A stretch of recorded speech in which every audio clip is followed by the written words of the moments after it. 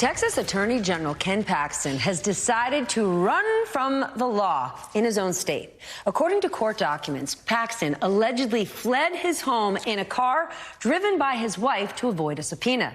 That subpoena ordering him to testify in court over a lawsuit from groups seeking out-of-state abortion care for Texans. In a post on Twitter, Paxton said he left over concern about the safety and well-being of his family. This morning, a judge granted Paxton's motion to quash the subpoena. Back with us tonight to talk politics, Robert Gibbs, former White House press secretary and senior campaign advisor to President Obama, and Michael Steele, former chairman of the RNC and former lieutenant governor of Maryland. Michael, jumping in a getaway car and avoiding a subpoena is just the most recent thing we've seen out of Paxton. He has been under indictment for securities fraud for 7 years. He is also the subject of a whistleblower investigation. Put all of this together and explain to me how this guy just soared through his primary and will likely be reelected. What does that tell you about Texas voters? They don't care. They Why? don't care. He does their bidding. He reflects their attitude about government and politics and public service. They're not looking for a higher standard. They're looking for a standard that they are comfortable with, that they agree with.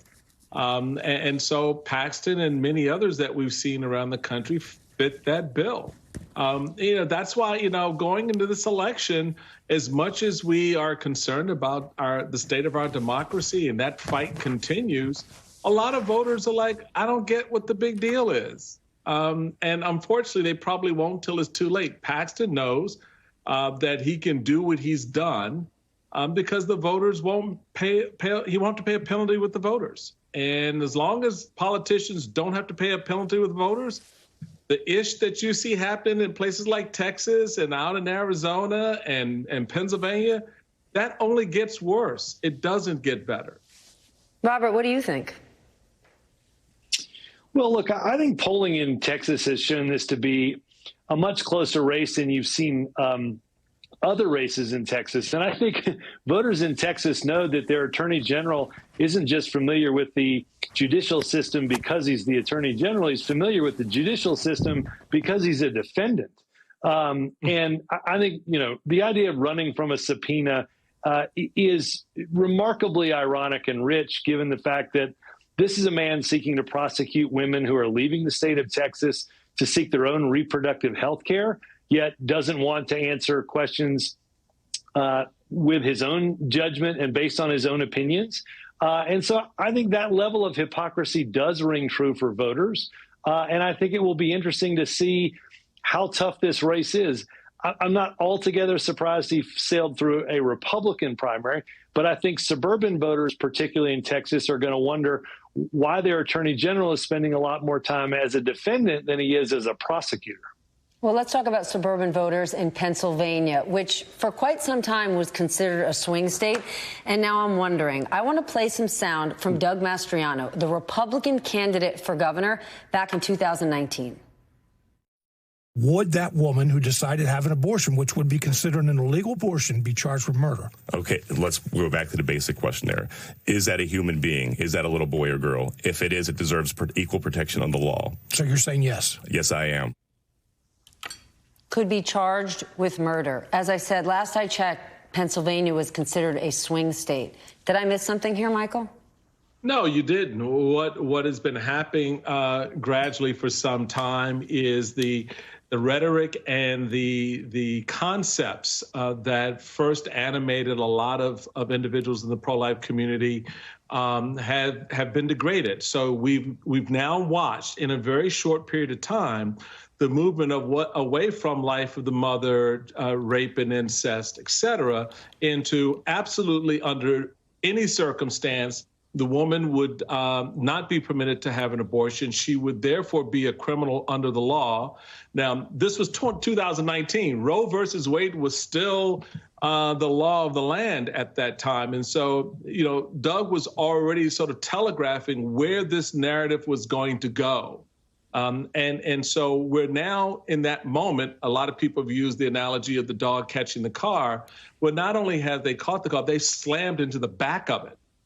because what Kansas has shown us and what the polling has shown us since the leak, actually, of the opinion, of the Alito opinion back in April, is that Americans, broadly speaking, Republican, conservative, female, doesn't matter, are like, no.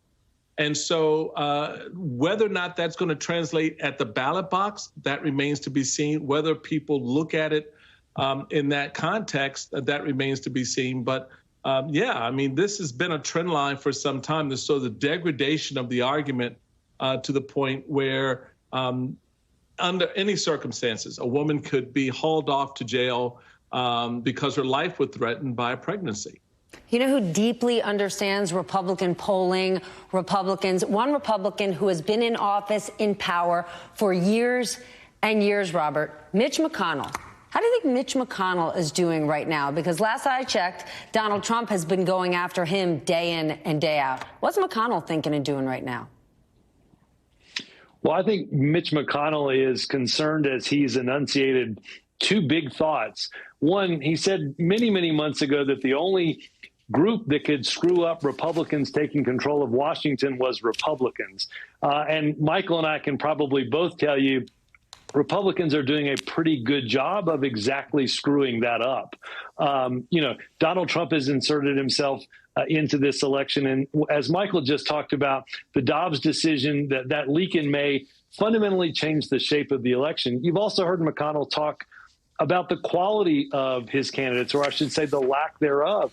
A number of top tier, particularly Senate races, places like Arizona, that should be really at the center of the strategy for control of the United States Senate, are slipping away from Republicans. It's no longer considered a toss-up race. Yet states that Trump won by 8 points, like Ohio, have seen the Republican candidate J.D. Vance, who advanced only because of Trump's endorsement, struggle mightily in a place like that. So I think, you know, look, as we sit here tonight, Senate control is basically a coin flip. It's going to come down to 3 or 4 seats. And if you'd have told many Republicans and Democrats that just a few months ago, they would have called you crazy. And now it's very realistic that the Democrats could hold control of the Senate in 6 weeks. Politics. Less than 6 weeks to go. Robert Gibbs, Michael Steele, thank you both for joining us tonight.